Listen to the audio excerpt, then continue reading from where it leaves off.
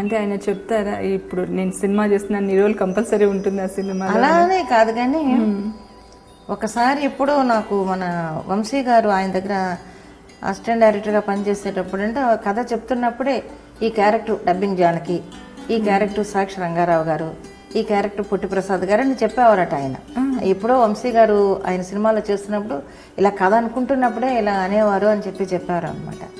అలాగ ఒక పాత్ర గురించి ముందే మైండ్లో ఉంటుందేమో, లేదు ఒక్కోసారి అటువంటి క్యారెక్టర్ వచ్చినప్పుడు ఓకే ఆవిడని పిలవండి అని చెప్పిన సందర్భాలు కూడా ఉన్నాయి. ఈ మధ్య వచ్చిన సినిమాల్లో కూడా ముందు నేను లేను సినిమాల్లో, ఏదో క్యారెక్టర్ వచ్చినప్పుడు తప్పకుండా ఆమెను పిలవండి అని చెప్పి నేను చెన్నైలో ఉన్నాను, పిలిపించి మరీ వేయించారు క్యారెక్టర్స్. అలా 18 సినిమాలు చేశాను విశ్వనాథ్ గారికి నేను. 18 సినిమాలు అన్ని పేరు తెచ్చినవే, అన్ని పేరు తెచ్చిన క్యారెక్టర్స్. కానీ అందులో ఎక్కువ సప్తపది, సాగర సంగమం,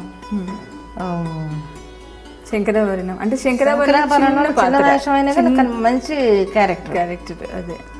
శంకరాభరణం అయిన తర్వాత అది నేను నిజంగా బ్రాహ్మణ స్త్రీ అని అనుకునేవాళ్ళు అందరూను. సెట్లో కూర్చొని అందరూ వడ్డిస్తూ ఉంటే నాన్ వెజ్ నాకు పెట్టకుండా దాటి వెళ్ళిపోయేవాళ్ళు. అదేంటి అని అంటే అయ్యో మీరు తింటారండి అని అనేవాళ్ళు. మీరు బ్రాహ్మిన్స్ అనుకున్నామండి మేము. ఇప్పటికీ చాలా మంది అలాగే అనుకుంటారు. ఎందుకంటే ఎక్కువ నేను చేసింది జంధ్యాల గారు కానీ లేకపోతే బాపు గారు కానీ విశ్వనాథ్ గారు కానీ ఆ మాట తీరు కానీ మీ ఇన్ని సంవత్సరాలు ఉండి ఇండస్ట్రీకి వచ్చి మేము చెన్నైలో ఉన్నా కూడా నా భాష ఏది మారలేదు. ఇంకా పాలిష్డ్గా మాట్లాడతాను. ఎందుకు వీళ్ళందరితో మాట్లాడి స్వచ్ఛమైన తెలుగు మాట్లాడతాను. మా పిల్లలు కూడా తెలుగు బాగానే మాట్లాడతారు. కానీ వాళ్ళ పిల్లలకు వచ్చేటప్పటికి కొంచెం తెలుగు రావడం లేదు, కానీ మేము స్వచ్ఛంగానే మాట్లాడతాం తెలుగు అంతా.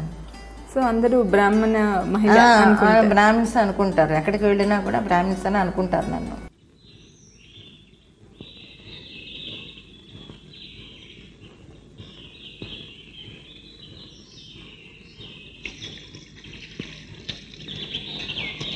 ఇట్లాంటి అరాచారం నేను ఎక్కడా చూడలేదు.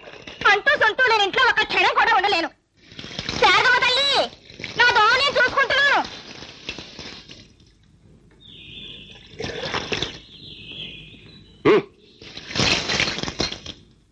అడ్డమైన వాడిని కొంపలో చేర్చుకుంటే పంచమహాపాతకాలు చుట్టుకుంటాయి.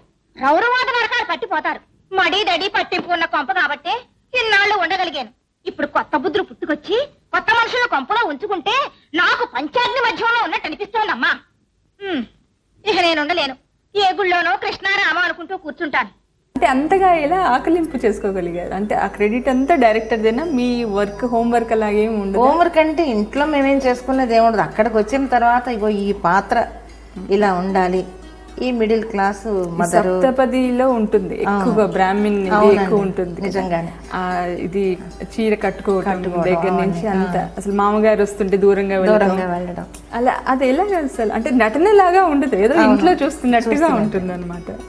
కొన్ని అంటే మనం చూసే క్యారెక్టర్స్ కానీ బయట ప్రపంచంలో మనం చూసేవన్నీ కూడా ఆ కట్టడం దగ్గర నుంచి ఆ చీర కట్టుకొని ఇలా నిలబడి ఒదిగి నుంచోడు ఇవన్నీ కూడా మనకి ఆ కట్టడంతో వచ్చేస్తూ ఉంటుంది. ఆ పాత్రలో మనమే అందులో లీనమైపోయి జీవించేస్తాం అనమాట. ఓహో ఈవిడలా. నిజంగా నాకు ఈ అన్ని సినిమాల కన్నా ఎక్కువ ఇష్టమైన పాత్ర ఏదంటే సప్తపది క్యారెక్టర్ మాత్రం చాలా ఇష్టం. ఆ ఇన్నోసెంట్, ఆ ప్రోగ్రామ్ చూడడానికి వెళ్ళేటప్పుడు మామగారు వస్తారు ఆ భయంతో, నిజంగా నాకు చాలా ఇష్టమైన క్యారెక్టర్ అది మాత్రం. ఏమండి మొదలెట్టేస్తున్నట్టున్నారు? మొదలెట్టరు మరి. అంత దూరం నుంచి అమ్మాయి వచ్చి నాట్యం చేస్తుంటే వెళ్ళకపోతే ఏం బాగుంటుందండి? మామగారిని అడి.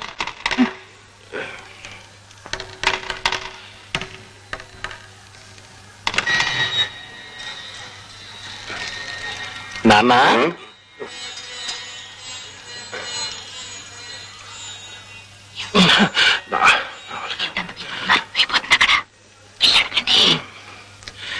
నాన్న ఏమిటి? ఏం లేదు, లోపల పడుకోకూడదా? కాళ్ళు నొప్పులుగా ఉన్నాయేమో, పిసుగుతాను. ఈ డొంక తిరుగుడంతా భాగవతానికి వెళ్ళడానికేనా? నే కాదు, కోడలు. ఇద్దరూ అహోరించండి.